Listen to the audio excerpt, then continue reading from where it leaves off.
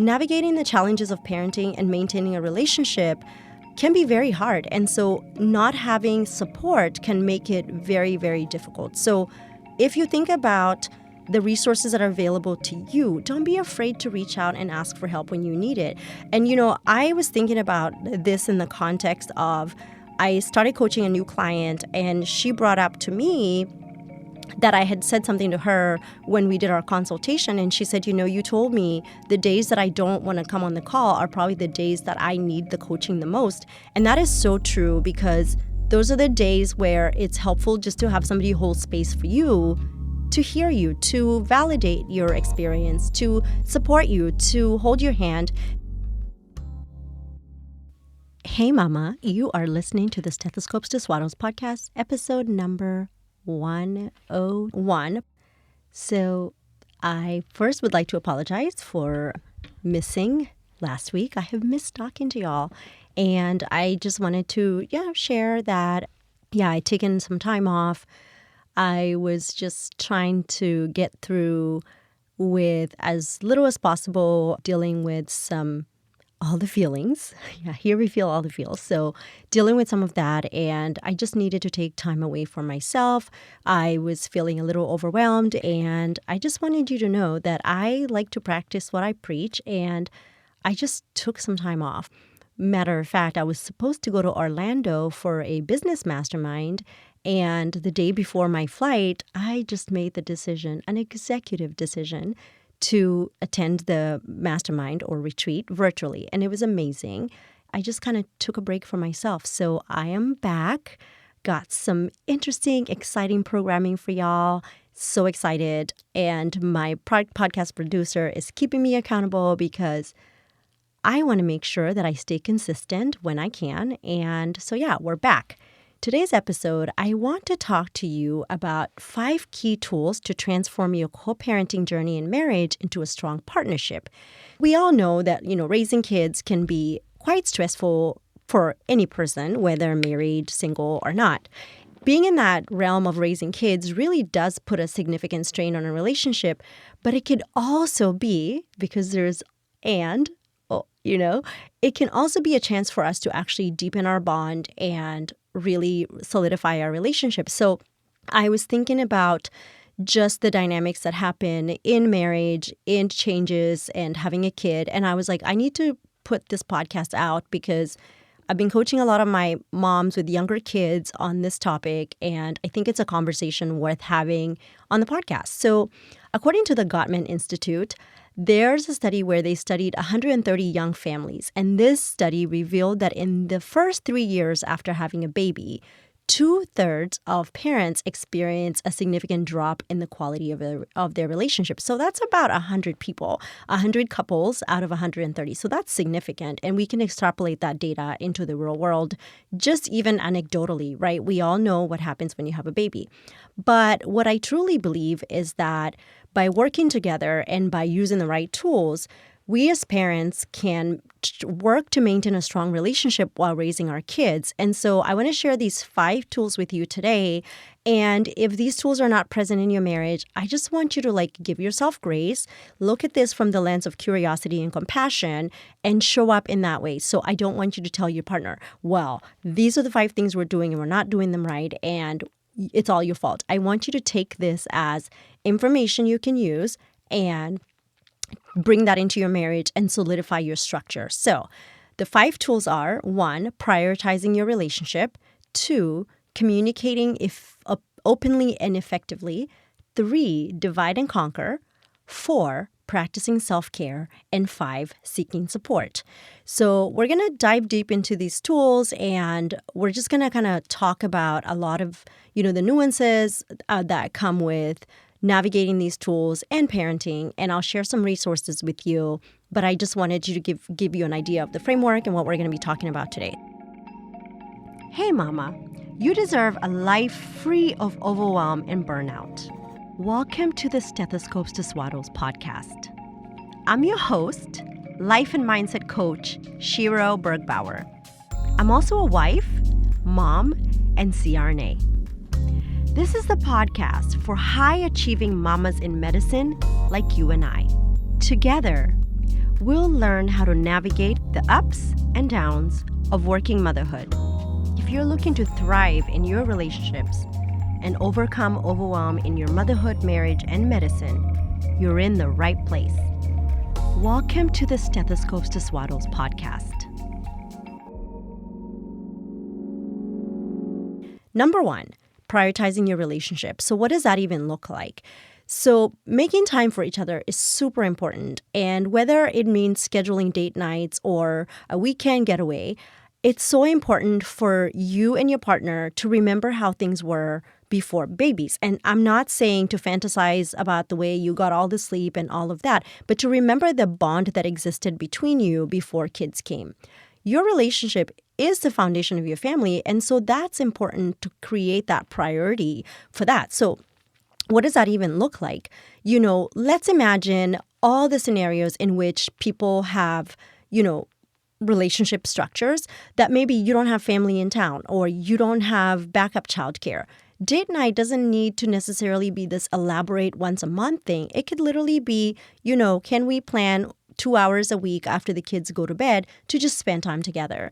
Could we, play a game, read a book together, work on a puzzle?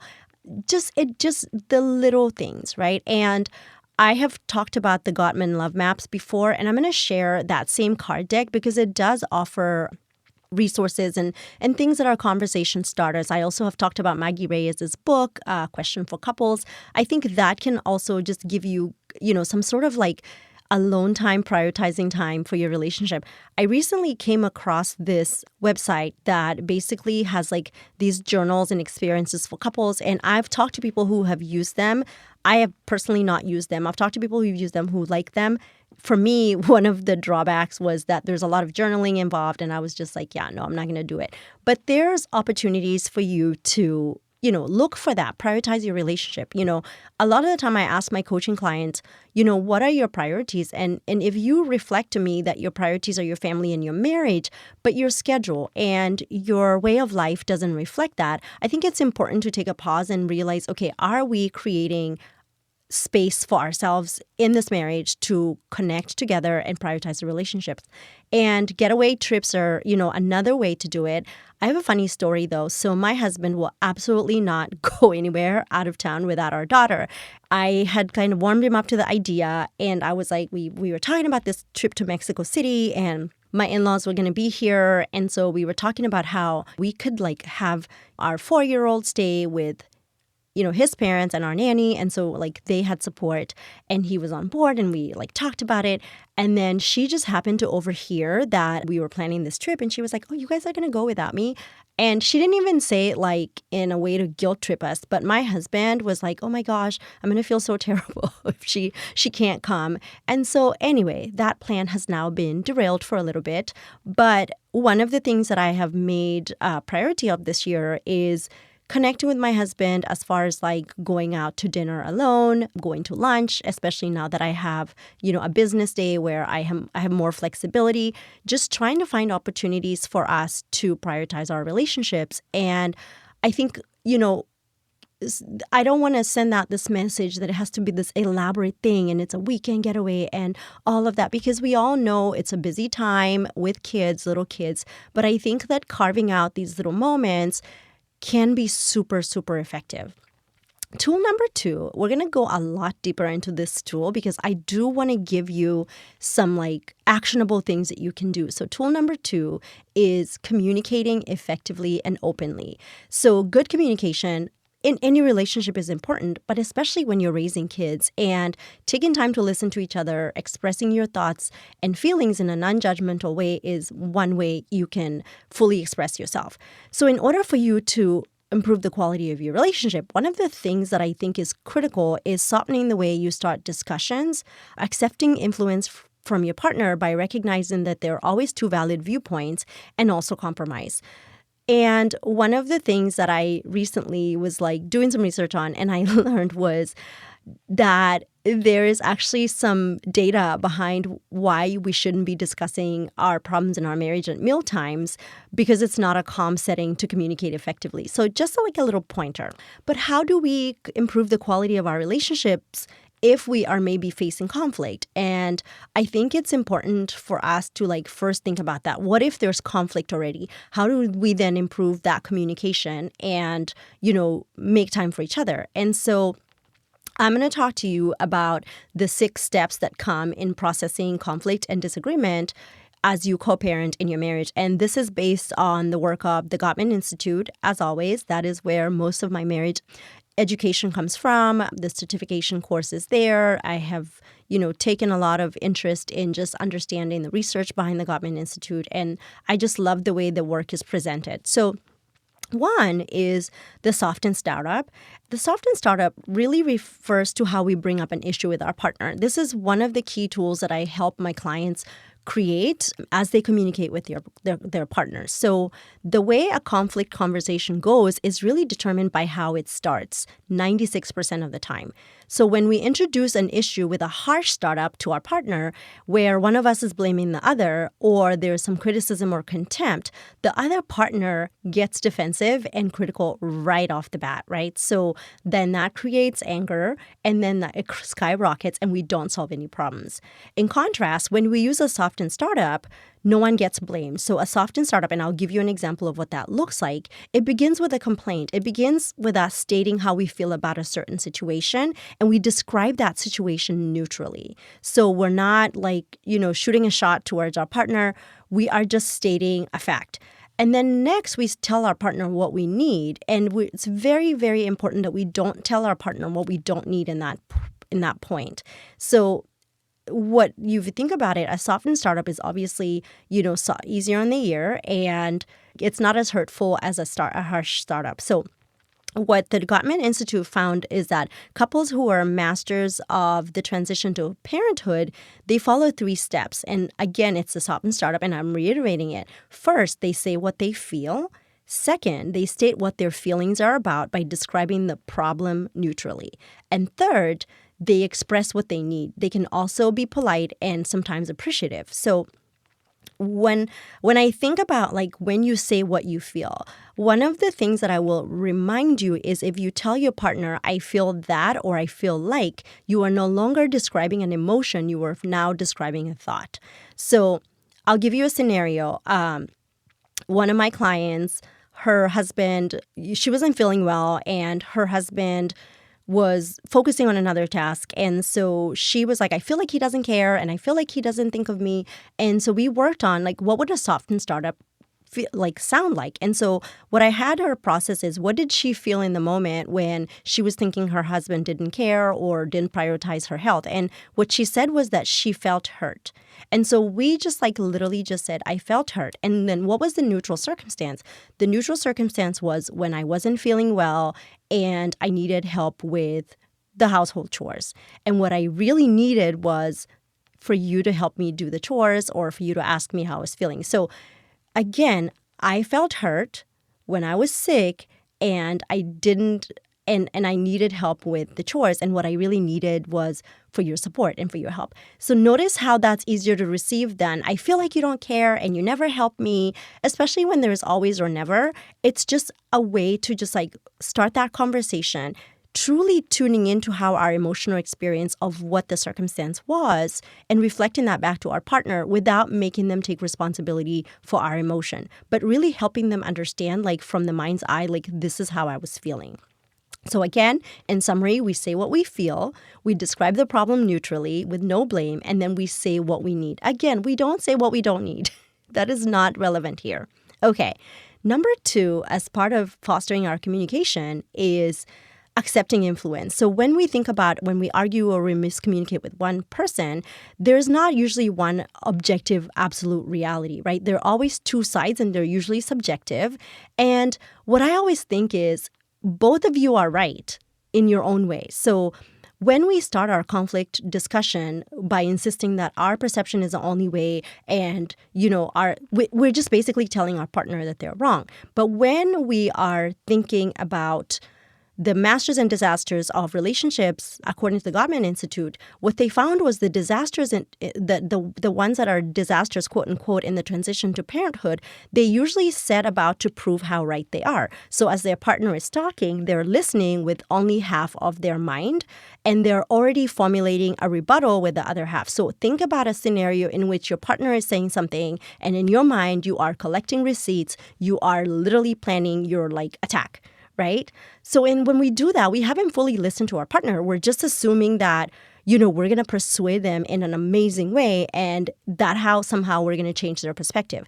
So when the partner then comes up with a rebuttal of our rebuttal, then we become defensive. And then, as Byron Katie says, defense is the first act of war. And what this is actually commonly known as by, in the Gottman circles, is summarizing yourself syndrome. So one of the keys to understanding conflict and managing that is learning from the work of a social psychologist named Anatol Rapoport. So he literally became an expert in international conflict. And I know you're thinking, international conflict, what does that even have to do with me? But what Rapoport did was he wrote about fights and games, debates, diplomatic battles, violence. He wrote about the Cold War and hot wars between countries. And what he was most interested in is the disputes that he called debates in international conflict, in which it was possible for persuasion to influence someone else's point of view. And so the Gottman Institute took Rapoport's work and applied this to couples. And so what Rapoport found was the secret to reducing threat in debates and dispute is very simple. It's called postponing persuasion. So what he suggested was that neither party in a dispute try to convince the other party that they were right until they could state the opposition's point of view to their satisfaction, which means that before you tell your partner that he or she is wrong, you have to state his or her point of view to his or her satisfaction. So, of course, the other party's viewpoint will initially not make any sense to you, right? But when you ask more questions, then you start to understand that and the clouds start to clear. So what he found was the more delayed persuasion existed until there was understanding, then both parties became more reasonable and less defensive. So instead of becoming adversaries, they actually became allies most of the time, and they were able to work together on a mutual solution. So understanding and feeling understood is actually what exemplified that process, and it made it easier for persuasion to happen. So what Rapoport is really we can learn from him is we need to be able to state our version of our partner's point of view to a satisfying point of view for them. So before we tell them our point of view, we have to be able to summarize what they're saying in our own words. And we have to be able to then explore their point of view by asking open-ended questions, right? We have to also make what Rapoport called the assumption of similarity. What he meant is that we give our partners the benefit of the doubt. We need to assume that our partner is not the negative person. We take away the attack on their personality and their, morality and ethics, and we literally are they're not negative and we're not the positive. And if we find ourselves attributing a negative quality to our partner, then we should also try to see some of that negative quality in ourselves. So, for example, if you're my partner is very defensive, then you can also reflect in which ways are you defensive. So if we also only attribute a positive quality to ourselves, we have to be able to see that same positive quality in our partners. So if we're but I am so empathetic, then we also have to see in which way is our partner empathetic.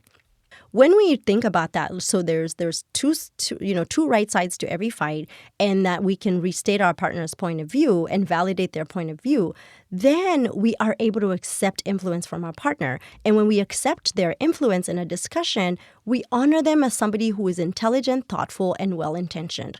I just want you to think about how many times you have been in a conflict with your partner, or you disagree on something, and the very first thought that comes to your mind, and you can be just honest with yourself because I've been there, is they are stupid, they don't think about me, and they're malicious. You're not thinking about them as someone who is intelligent, who is thoughtful and well-intentioned, right? That is just human nature. So, when you think about the Rapoport method, it's just seeing how a speaker and a listener can do that dance, right? They can do this dance and a compassionate dance in a conversation where we can really start to see what the other person is saying and listen to what they're saying, right? And as part of that, in the conflict conversation is what psychologists call squeezing the sponge. And it means that your spouse has every opportunity to be heard, and then you confirm whether or not they feel understood, and that is also offered for you. In order to do that, you have to be able to be willing to listen to each other. That is the second component. And then the third component of the conflict is being able to calm down by physiologically self-soothing, which means that whatever emotions come up in a conflict, you are able to, kind of create safety for yourself and self-soothe. And so I just want to kind of to narrow down on that because I think that is an important component of part of communication, right? Is how we resolve conflict. And I will do a future episode where we'll really dig deep into conflict resolution. But I wanted to actually give you, an idea of that and how to maybe start that conversation. So tool number 3 is divide and conquer. So what does that even look like? I was watching a video and Dr. John Gottman, I know I've said Gottman like a million times today, but I love me some Gottman Institute. And he was saying how he was doing a workshop and this man came up to him and he was like, Dr. Gottman, wouldn't it be amazing if they created Viagra for women? And he was like, yeah, okay. And he was like, yeah, so women would be more amorous and they would be in the mood and you could just flip this button. And he was like, yeah, they already have that. And the guy's like, huh? And he's like, yeah, it's called listening. And I think that is an important concept in marriage is that, the mental load of motherhood especially can be so difficult. And if we are not dividing and conquering that load, it makes it very difficult for us to connect with our partners. So one, it's our responsibility to share, either as the mom or the dad, to share those mental loads and just help our partner maybe visualize it and understand it. But it's also important for us to do it in a way that is not accusatory because maybe they really don't understand it. And if you've read Fair Play by Eve Rodosky, you will understand that, yes, there's the setup in the way our systems are structured for women to be doing a lot of these roles. But I think there's also a need for a conversation to happen so we can help our partners just see what it is. And I know the downside of that is that there's also the concept of weaponized incompetence where partners will say, well, you're so good at it, you do it. But in dividing and conquering, we're really saying that we are prioritizing each other's self-care and we are giving each other time to recharge. So this will help reduce stress and create more supportive and loving environment because we are not feeling resentful towards our partner when there's, dishes in the sink and it's only one person is doing the labor. And it's not just the physical labor, but also the mental labor. Tool number 4 is practicing self-care.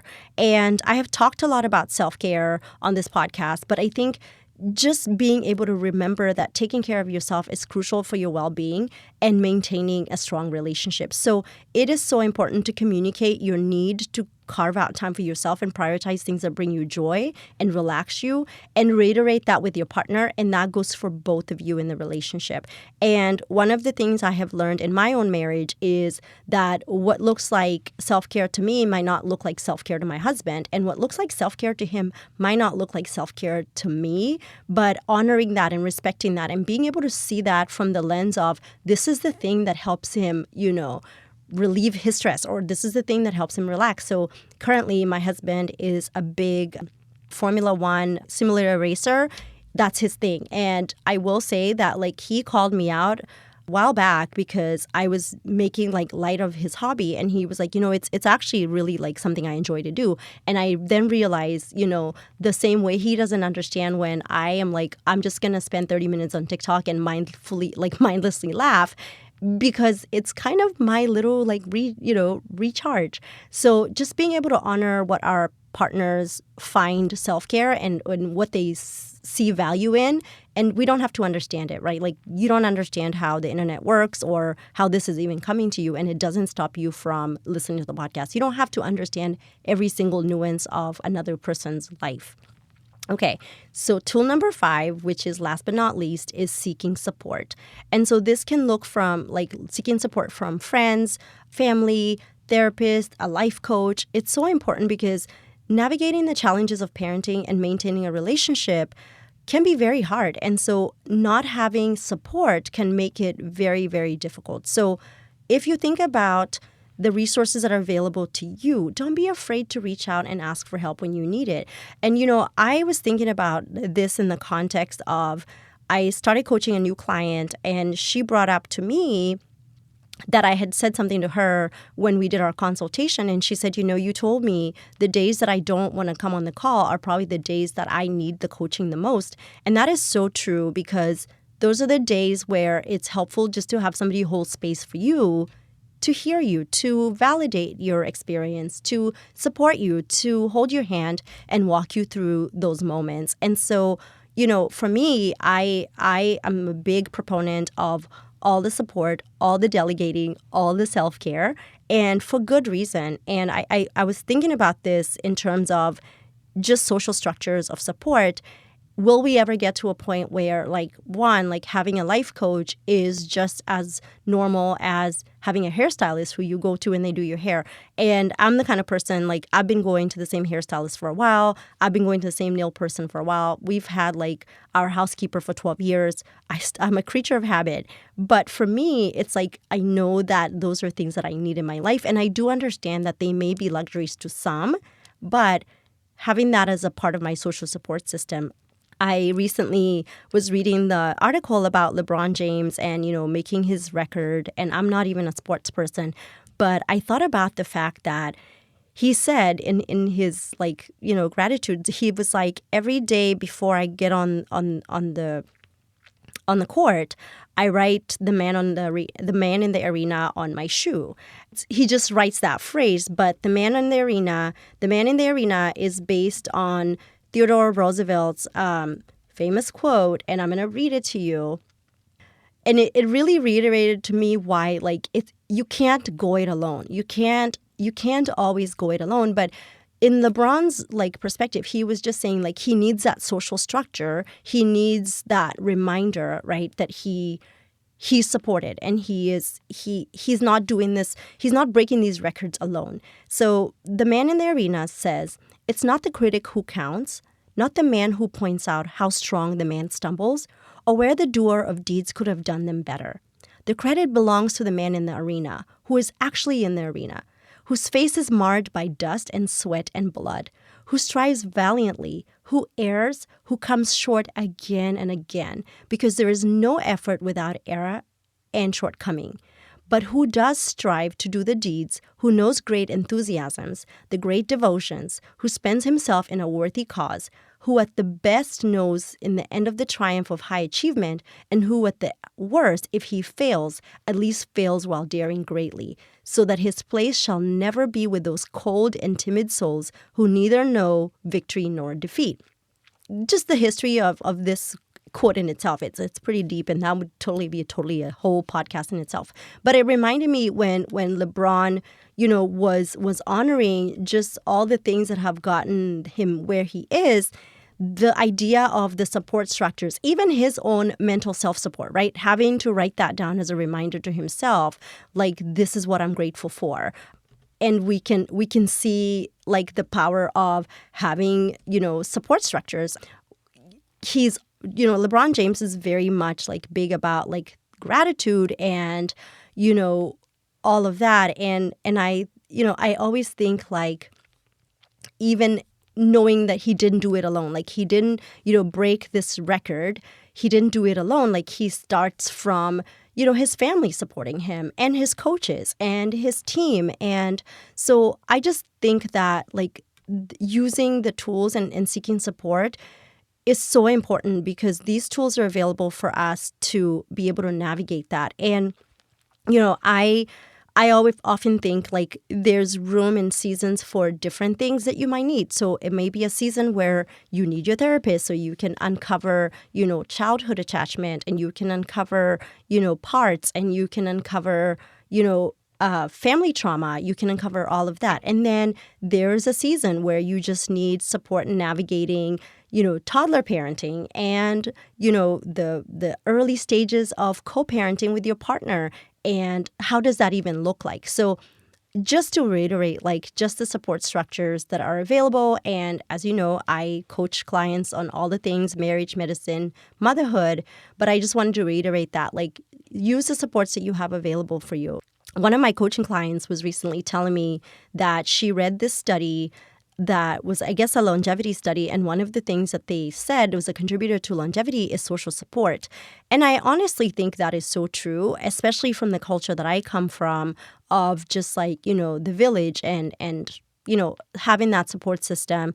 I will say, and special shout out to my girlfriend, Junie, because I feel, and my girlfriend Suki, I don't want to miss anybody, but I feel that the little village that we've created for ourselves has been so important to just know that support is available, especially because I don't have family close to me in town physically, right? So I'm very much dependent on my close friends who are close neighbors. And so just having that support structure, to be able to tell my girlfriends hey, I'm on the struggle bus. I am not feeling like leaving the house. And they walk me through that.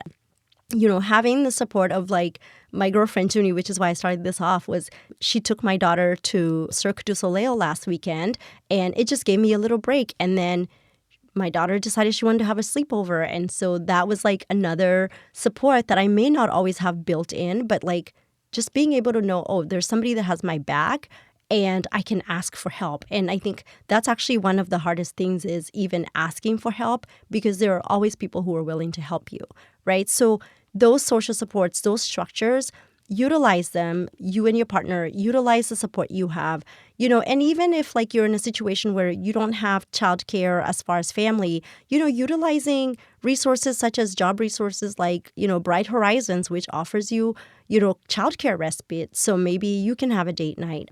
Asking a neighbor, there's usually somebody that would be willing to do it even at cost if you ask. And so create those moments for, vulnerability and asking for help, because there's nothing wrong with asking for help. It is literally part of how we are as humans, is that we have gotten so far by supporting each other, by, moving in packs. And so I really wanted to give you these 5 tools to just kind of keep in your back pocket. Again, just remembering that we can really transform our relationship, our parenting journey into a strong partnership if we do these 5 things, which is prioritizing our relationship, communicating effectively, dividing and conquering household and childcare tasks, practicing self-care, and seeking support. And so implementing these tools will help create a supportive and loving environment for your children and for your marriage, and it will ultimately strengthen your relationship. So I hope you've enjoyed this podcast. I'm really, really glad to be back, and I'll talk to you next week. I hope you have a wonderful week. And speaking of self-care, I'm going to link the self-care challenge to the show notes. It is a 5-day self-care thing that I walk you through, just micro self-care for yourself, and you can just utilize that as a resource to get some jumpstart on self-care if you're not practicing self-care. So have an amazing week. Oh, and before I forget, I will also link Maggie Reyes's book and the Gottman card decks. I will link that in the show notes too, so check that out. And again, thank you for your support. Please, please, please, please leave us a review in Apple Podcasts. That is how this podcast gets to reach even more people. And I'm truly, truly, truly, truly thankful for your support. Have a great rest of your day and talk to you next week. Bye now. I'm Shira Bergbauer, and you've been listening to the Stethoscopes to Swaddles podcast. New episodes are out every Monday. These episodes are created by me, Shira Bergbauer, and produced by Cassidy Mitchell. If you enjoyed this show or found it helpful, please rate it and review us on Apple Podcasts. If the concepts I share on this podcast resonate with you, or you're ready to change your relationships and mindset, I can help you. If you'd like in-depth, personalized support, I'd love to invite you to apply for my Life and Mindset coaching program. Just imagine you and I every week working together as I teach you the tools to up-level your life. To book your free 1-hour consultation call, go to www.stethoscopestoswaddles.com/consultation. You're doing a great job, Mama. Have a great week. Bye now.